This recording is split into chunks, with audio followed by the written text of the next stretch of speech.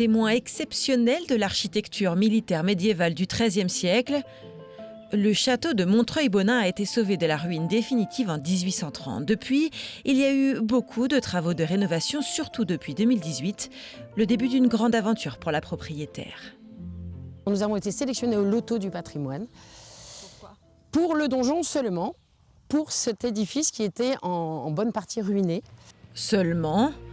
Mais cela suffisait déjà à bien s'occuper. Près d'1 million d'euros ont été nécessaires pour ces travaux réalisés par seulement 15 artisans. Moi, j'ai choisi de faire travailler des petites entreprises locales. Des artistes, comme elles les appellent. Ils lisent dans les pierres, ils ont des idées, donc ils sont force de proposition énormément. Il leur aura fallu près de 4 ans pour faire revivre cette bâtisse classée monument historique et imaginer la vie d'il y a plusieurs siècles.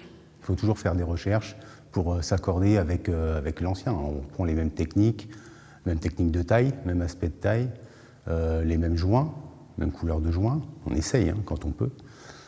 Et puis voilà, ça donne ce résultat.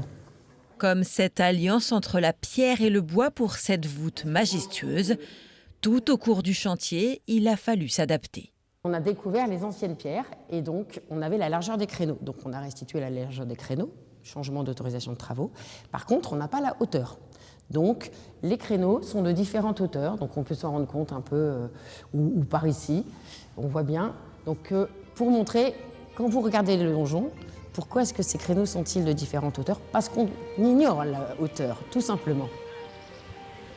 C'est par amour et par passion qu'Isabelle continue d'entretenir ce site. La location en gîte de la forteresse permet seulement son entretien, mais une chose est sûre, elle ne s'arrêtera pas là.